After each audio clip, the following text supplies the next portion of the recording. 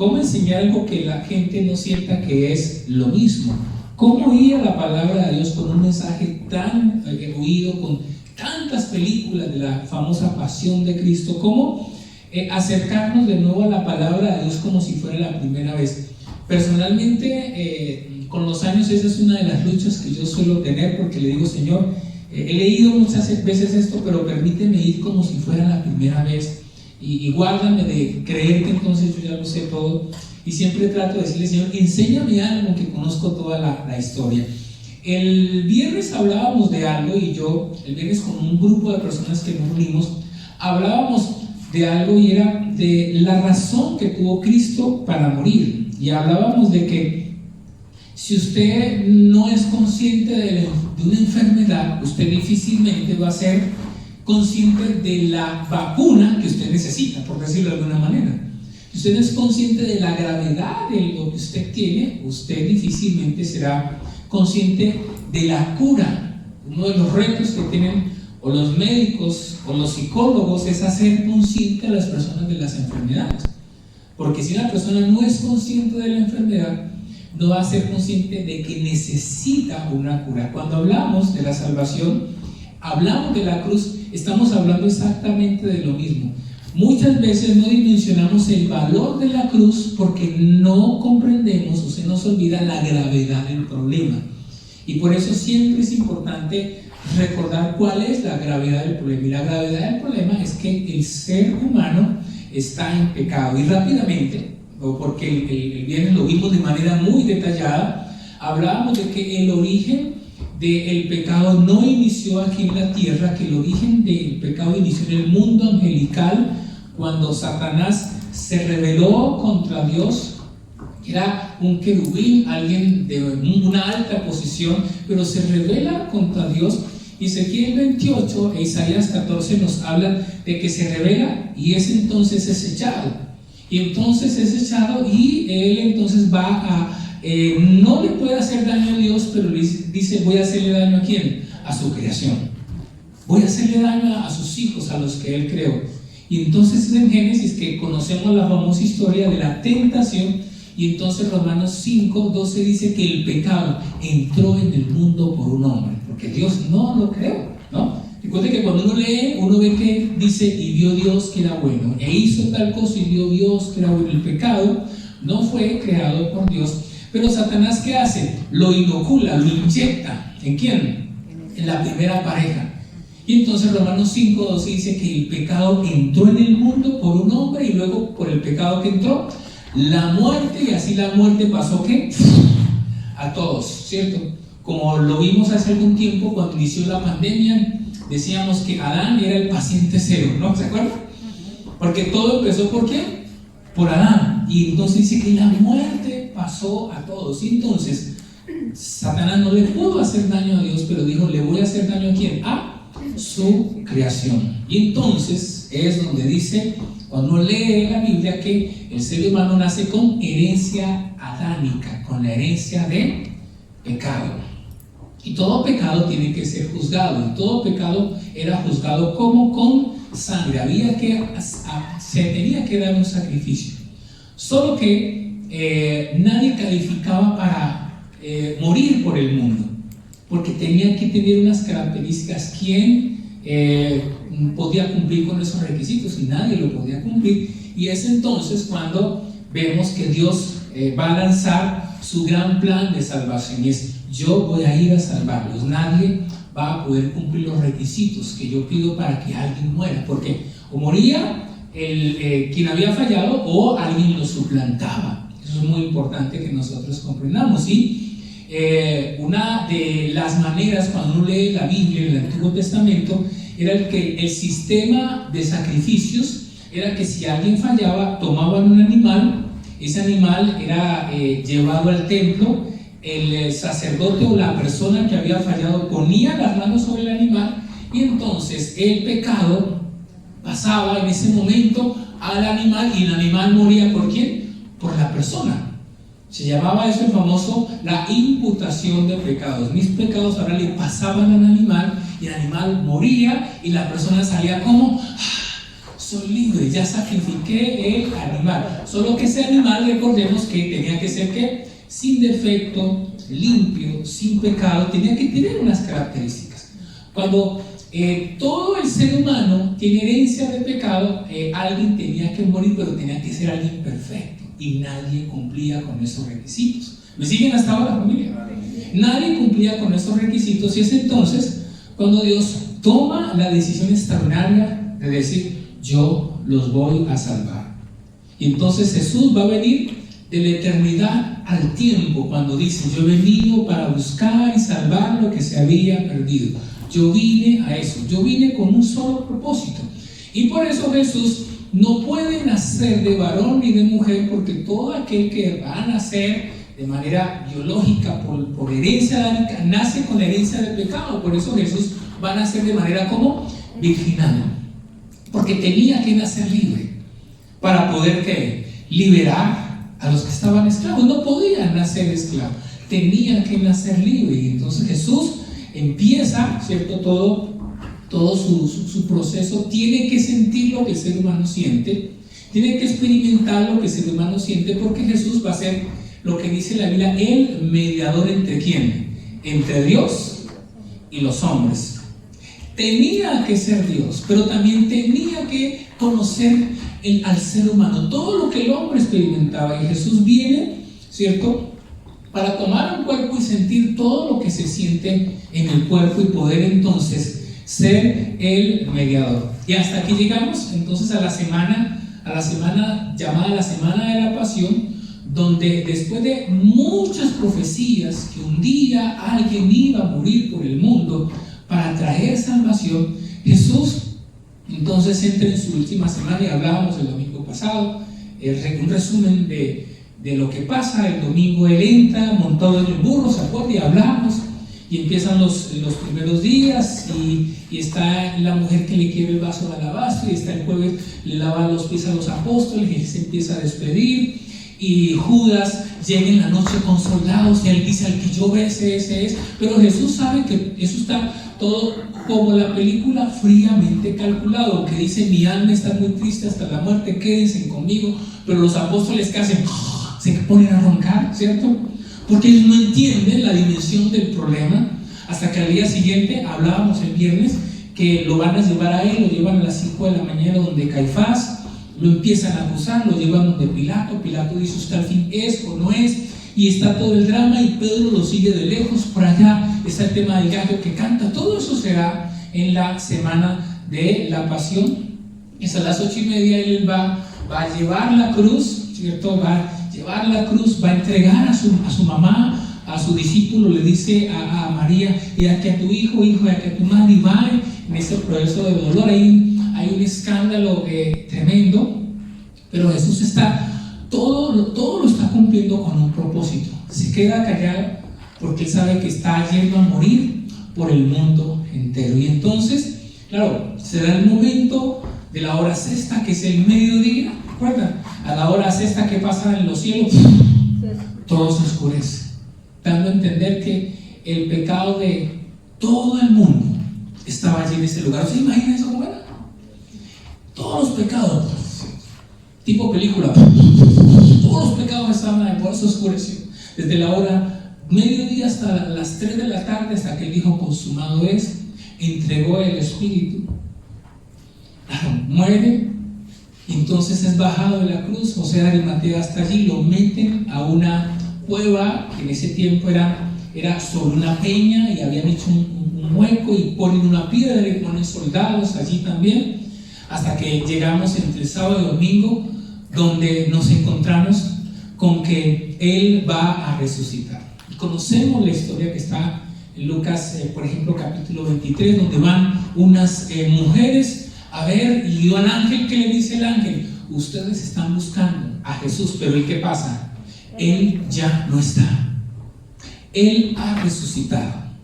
Él ya no está. La noticia es decir, las mujeres no lo pueden creer. Mira que ellos todavía no habían entendido el tema muy bien. Él ya no está. Vayan a Galilea, y dice algo muy especial: díganle a todos y díganle a Pedro. Y alguna vez hablamos de eso. Vayan a Galilea y díganle a Pedro. ¿Por qué hay el énfasis de Pedro? Porque Pedro lo había negado. Y díganle a Pedro aunque Pedro negó, también él debe ir allá. Porque aunque él me negó, yo todavía tengo una oportunidad para él. Y eso es lo que le dicen. Y en los otros evangelios narran cómo los apóstoles van y ven lo que llaman el sudario. Y toda una historia con el tema del sudario, de que cómo estaba envuelto allí. Se quedan sorprendidos de eso. Hasta que Jesús luego se va a aparecer. Ellos no lo pueden creer porque ellos están encerrados en unos sitios llenos de miedo, llenos de temor, y Jesús va a decir: pasa a vosotros, y se va a manifestar. Y eso es una cosa extraordinaria de lo que empieza a suceder. Les da una pauta, les da la orden y va a partir, pero los deja con una descripción de lo que ellos tenían que hacer. Ahora, la gran pregunta, porque es un tema muy muy amplio, y es: ¿y cuáles son los beneficios de la resurrección? Y sabemos que sí, ok, es un tema de salvación, pero ¿cuáles son los beneficios de la resurrección? Y yo quiero que rápidamente vayamos a 1 Corintios capítulo 15, 14 al 19, les vamos a leer. 1 Corintios 15, del 14 al 19 dice: y si Cristo no ha resucitado, entonces toda nuestra predicación es inútil, y la fe de ustedes también es inútil. Y nosotros los apóstoles estaríamos todos mintiendo acerca de Dios, porque hemos dicho que Dios levantó a Cristo de la tumba. Así que eso no puede ser cierto si no hay resurrección de los muertos.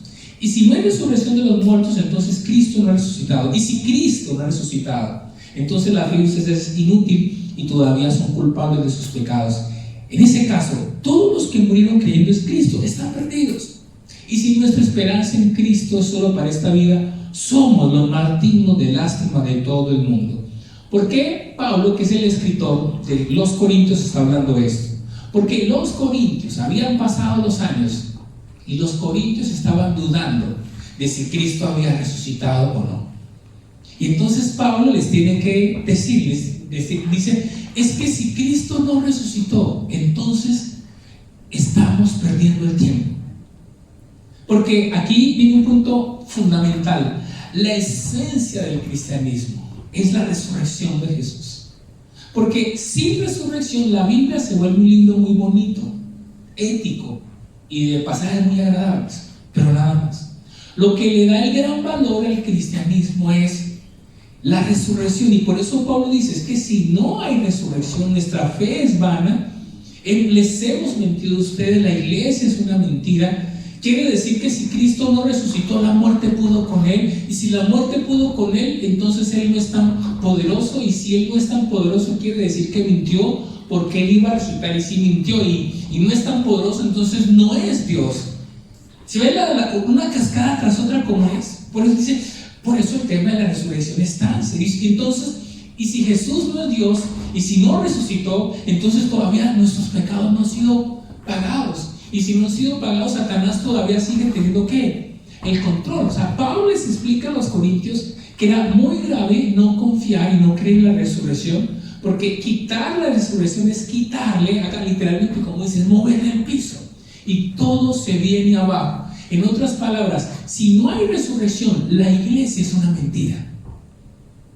Si no hay resurrección, la iglesia es algo creado para manipular a la gente. Entonces, si no hay resurrección, esto de reunirnos es una falacia. Si no hay resurrección, estamos siguiendo un muerto. Si no hay resurrección, entonces no hay vida más allá. Luego yo no le voy a dar cuentas a nadie. Luego comamos y bebamos, que ¿qué? Hagámosle de todo, porque yo no voy a dar cuentas a nadie. Entonces, si no hay resurrección, el tema es un tema muy serio. Claro, entonces yo puedo vivir como quiera. Si no hay resurrección, esto es una ilusión. Esta sería la mentira más terrible de todos los tiempos. Si no hay resurrección, por eso el tema de la resurrección es tan serio. Y el cristianismo, insisto, descansa sobre eso. Y por eso Pablo les está hablando a los corintios. ¿Por qué? Porque claro, en la resurrección descansaba todo. Yo rápidamente les cuento algo que era muy importante con la resurrección, y es: en el Antiguo Testamento había algo llamado el tabernáculo, que era todo esto. Y el tabernáculo tenía dos compartimentos, uno llamado el lugar santo y el otro el lugar santísimo. Entonces el lugar santo era un sitio más ancho y el lugar santísimo era un sitio pequeño. En el lugar santo, que era grande, había un candelabro, una mesa con panes y había un incienso que se encendía para que pasara allá. En el lugar santísimo, que era el sitio más sagrado, había un velo.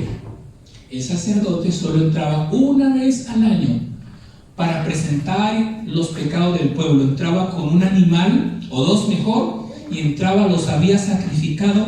Uno lo había sacrificado, el otro lo tenía que dejar libre, dando a entender que los pecados se iban. Pero estaba el tema del animal que tenía que ser sacrificado. El sacerdote entraba y entraba con algo llamado como las orlas, unas campanillas que iban chin, chin, chin, chin. Si el sacerdote estaba en pecado, caía y lo sacaban así. ¿Qué pasó? No salió el sacerdote, se murió así. Nadie podía entrar porque era un lugar que santísimo. Entonces el sacerdote entraba, presentaba el sacrificio, la ofrenda, la sangre, la derramaba allí. Estaba una especie de cajón como ese, donde estaban dos ángeles, así, que quiere decir que cuando él ponía la sangre, ellos miraban la sangre. Entonces el perdón había sido aceptado y afuera la gente estaba, yo diría, comiéndose las uñas. ¿Cuánto lleva el sacerdote? No lleva una hora y no sale. ¿No habrá perdonado o no? Y entonces una hora, no sé, hora y media, cuando el sacerdote, cansado porque todo lo hacía él solo, el sacerdote salía, y cuando salía del templo, imagínense la gente que decía, habían sido perdonados, porque el sacerdote ¿qué? Salía. Si el sacerdote no salía, la cosa era grave, no había perdón. Era muy importante que el sacerdote saliera. La resurrección tiene que ver con eso. Es muy importante que Cristo haya muerto, sí, pero era muy importante que Él resucitara, porque era la simbología del sacerdote. Cristo resucitó, sí, el pecado entonces había sido perdonado. Y por eso, qué importante entonces, familia, que nosotros podamos ver el gran poder de la resurrección. En Ezequiel 36, del 26 al 27, Dios había dicho algo: les daré un corazón nuevo, pondré un espíritu nuevo en ellos. Dios había dicho que iba a cambiar el corazón del hombre. Lo que a veces no sabían, y no sabían los profetas, era el cómo lo iba a hacer. Y dice: les daré un corazón nuevo, les voy a quitar el corazón, voy a poner mi espíritu en ellos. Pero ellos no sabían. Le quiero decir, lo que escribió Ezequiel, él no lo entendió totalmente. Lo entendemos nosotros hoy, porque es como ver una película de unos capítulos, que ellos no lo ven todo. Ezequiel 36, 20 dice: un día yo les voy a cambiar el corazón. Pero ese cambio se cumpliría en la muerte de Jesús y cuando nosotros le invitamos a Él. Dice Colosenses 2, del 13 al 15. Colosenses 2, del 13 al 15. Ustedes estaban muertos a causa de sus pecados y porque aún no les habían quitado la naturaleza pecaminosa. Entonces Dios les dio vida con Cristo al perdonar todos nuestros pecados. Él anuló el acta con los cargos que había contra nosotros y la eliminó clavándola en la cruz. Muy importante esto que aquí menciona el apóstol. Dice: anulando el acta de decretos. ¿Por qué habla él ese lenguaje? Porque en aquel tiempo, dicen los estudiosos de la historia, que cuando una persona era llevada presa, estaba en la cárcel y al lado de la cárcel pegaban los cargos. O sea que, por ejemplo, usted se acercaba y dice: ¿por qué está acá? Entonces usted tenía que decir: es que usted fue un asesino, mató. Ahora entiendo, terrible, ¿no? Porque sus cargos estaban pegados al lado de la cárcel, al lado de la puerta. Muy bien. La Biblia dice que espiritualmente todos estábamos encarcelados y teníamos un letrero que decía: pecador, herencia adámica. Bueno, ahí adentro. Dice la Biblia que ¿qué hizo Jesús? ¿Qué hizo? ¿Cogió qué? El acta de cada uno, de Oscar, de Leito. Dice: cogió esa acta. ¿Y a dónde la llevó? Dice: cogió y la llevó a la cruz. ¿Qué quiere decir? Que quitó el acta, y como las películas, las rejas que pasaron, y ahora yo soy ¿qué?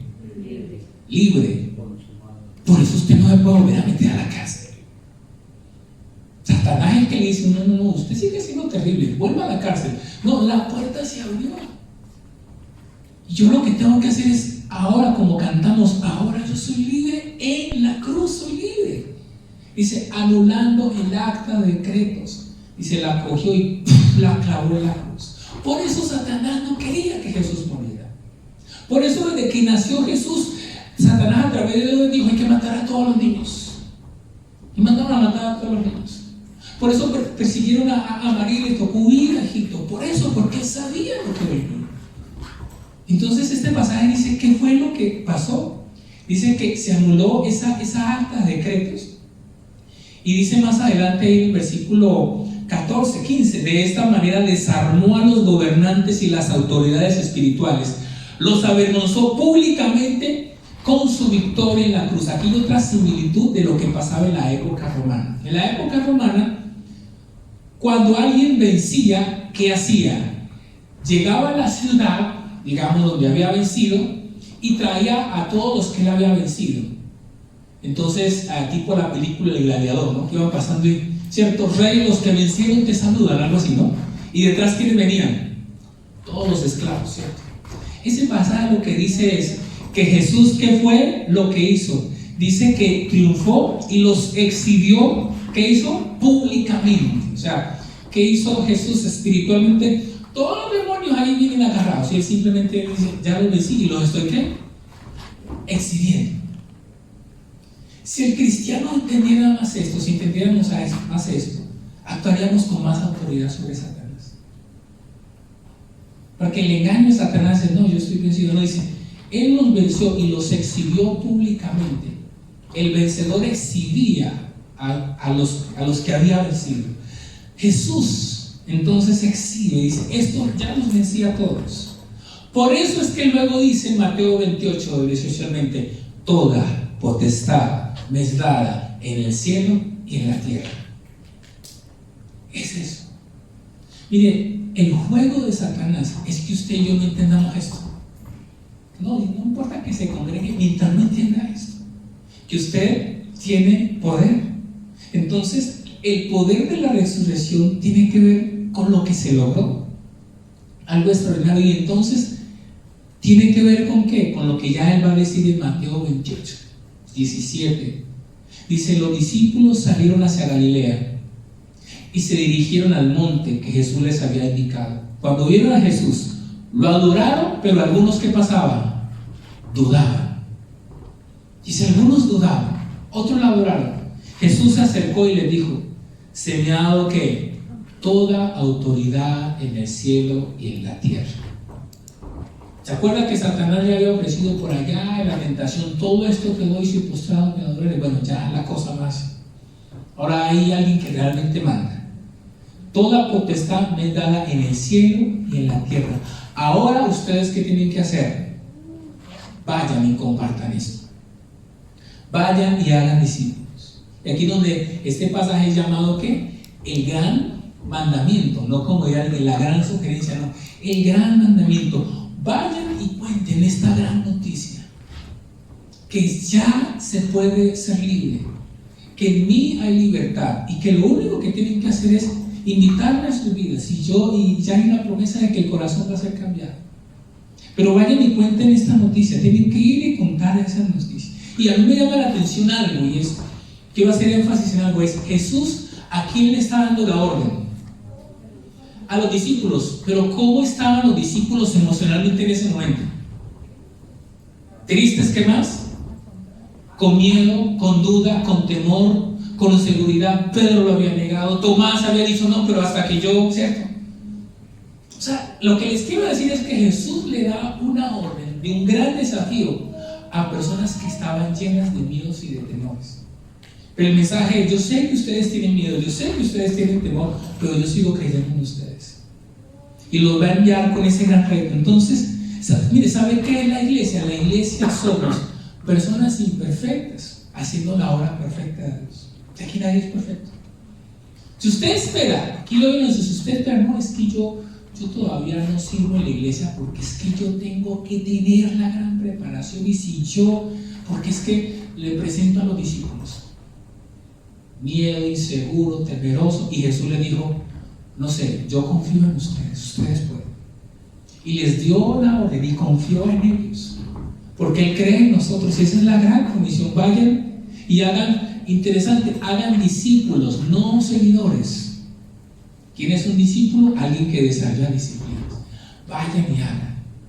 No dijo, bueno, me llama la atención, Jesús pudo haber dicho, bueno, al fin resucité, bueno, ustedes han sido terribles, ¿no? Yo no sería Pedro que me iba a salir con esa, ahora yo no voy a hacer todo, no. Jesús, ¿qué hace? Ustedes lo van a hacer. Claro que ustedes lo van a hacer con todos los miedos, con todos los temores. Por eso, quiere creer una cosa, la iglesia es un milagro, porque realmente todos los que estamos aquí no somos capaces. Yo lo digo, yo no soy capaz. La iglesia es una obra sobrenatural. Que alguien uno le hable de Dios, crea en Dios, llegue, se acerque y luego lo haga con otro. Para mí eso es un milagro. Pero es un milagro dado por Dios. Ir y hacer discípulos a todas las naciones. Claro, vayan. Un discípulo es alguien que está convencido. Vayan y háganlo. Y por eso luego, y es lo que vamos a hacer nosotros ahora, instauró una ceremonia llamada la Santa Cena. La manera como ellos iban a estar recordando de manera permanente el compromiso que ellos tenían. Hay muchísimo para hablar de la resurrección, muchísimo. Menos mal que tendremos muchos momentos como esos en Semana Santa. Pero, ¿qué podemos resumir? Que la resurrección le da sentido a mi fe. Era para que se despertara. La resurrección, Pablo dijo, es que si Cristo nos resucitó, vale nuestra fe. La resurrección le da sentido a tu fe. El cristianismo es, diríamos, si pudiéramos decir, es la única creencia que sigue a alguien que cree que está vivo todavía. El cristianismo es la única creencia cuyo fundador no está donde debería estar, en la tumba. Todos los demás van y visitan a su fundador. La resurrección le da sentido a nuestra fe. La resurrección es el cumplimiento de lo que logró Jesús en la cruz. El acta que decía de todo lo que usted era, ya no es. Satanás va a tratar de decirle, pero vos seguís siendo todavía terrible, vos tal cosa. Y el reto que usted tiene es decir, no, yo estoy en Cristo y ahora soy ¿qué? Nueva criatura. Y voy a vivir conforme a eso, porque Él va a tratar de hacer eso. La resurrección tiene que ver con el mandato que tenemos. Alguna vez leí, si usted tuviera la cura para una enfermedad terrible que está matando a muchísima gente, ¿no sería un error que usted la guardara? Usted ve que se están cayendo en la calle, usted tiene la cura. ¿No sería un gravísimo error que usted diga, no, yo la voy a guardar? Espiritualmente hablando es exactamente lo mismo, no lo podemos hacer.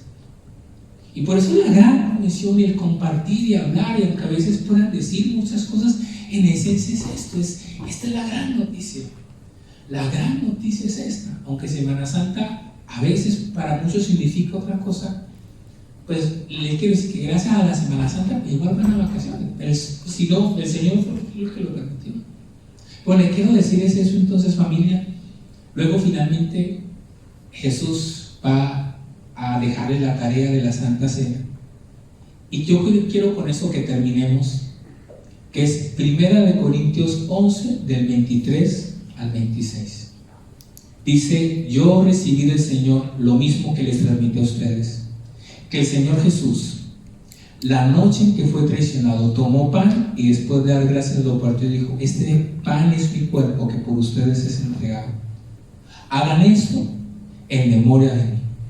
Y a partir de eso entonces, los creyentes quedamos con una tarea de eventualmente celebrar la Santa Cena como un acto de recordar la obra de Cristo en la cruz, como un acto de que estamos en comunión. ¿Qué es estamos en comunión? Que estamos en el mismo punto. Alguna vez le escuché a un pastor una definición que me gustó mucho, y es: ¿qué es la iglesia? La iglesia son las personas que han decidido ir juntas al cielo. Personas que han decidido ir juntas al cielo y compartir con otros.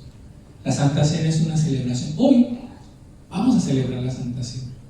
Así que vamos a ponernos en pie, vamos a orar, vamos a entregarle este tiempo al Señor con todo nuestro corazón, con todo nuestro ser. Señor, te damos muchísimas gracias. Hoy estamos aquí para hacer memoria de tu fidelidad, tu presencia. Cierra tus ojos aquí. Hay tanto para hablar de la resurrección.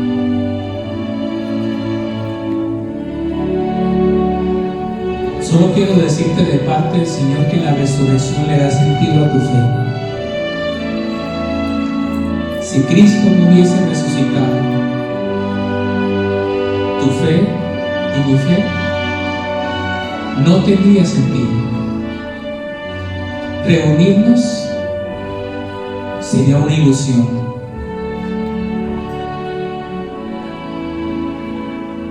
Aquellos que murieron creyendo fueron engañados, hubiesen sido engañados. Y Jesús sería el mayor mentiroso.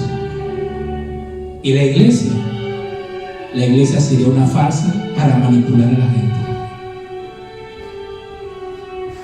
Pero no fue así, la resurrección es real. Dios había dicho: un día voy a cambiarles el corazón. Les daré un corazón tierno, un corazón no de piedras, sino un corazón receptivo. Pondré mi espíritu en ellos. Y la cruz y la resurrección hace que todas las piezas del gran rompecabezas de la salvación se armen. Y entonces hay esperanza. Porque estábamos muertos en delitos y pecados, porque traíamos la herencia adámica.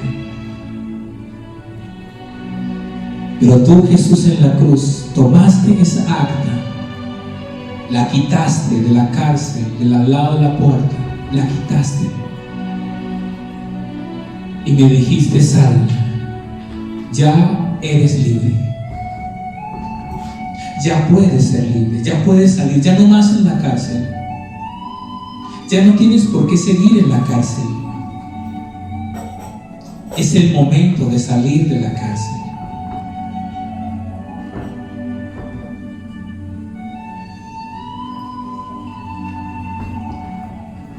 Ya puedes salir. Y la cárcel se abrió y la puerta se corrió. Y entonces es el tiempo de ser libre. Es el tiempo de salir. Es el tiempo de tomar el control de tu vida. Es el tiempo de la libertad. Jesús resucitó para eso. Para eso Él resucitó, para traer esperanza a tu vida. Tu vida ahora tiene sentido. Ya no te puedes quedar más en la cárcel. Ya no te puedes quedar más en la justificación. No, ya eres libre. Las cadenas han caído. Ya no hay un acta. No hay un acta allí en tu cárcel. Ya lo único que tienes que hacer es empezar a dar pasos hacia la libertad, para que en el nombre de Jesús toda cadena en tu alma, en tu corazón, todo engaño, toda mentira, todo bloqueo, toda fuerza espiritual es quitada en el nombre de Jesús. Porque por eso Él murió, para eso Él murió, para traer esperanza. Por eso te invito a que hoy, en un acto de fe, simplemente le digas: gracias. Tal vez había escuchado esto muchas veces, pero tal vez hoy me permito verlo de manera distinta. No puedo volver a la cárcel. No puedo dejarme esclavizar por el miedo, por el pecado, por la angustia, por el temor. No, en el nombre de Jesús. Tú moriste y resucitaste para que yo fuera libre. A partir de hoy, Señor, yo levanto mi cabeza. Yo levanto mi cabeza en alto. Y te doy muchísimas gracias. Dale gracias a Él. Con todo tu corazón, con toda tu alma y con todo tu ser. Dale gracias a Él. Y Jesús dijo: solo quiero que recuerden algo. Solo quiero que celebren algo. Que celebren el pan y el vino. Este es el pan. Es mi cuerpo que por ustedes será entregado. Hagan esto siempre en memoria de mí.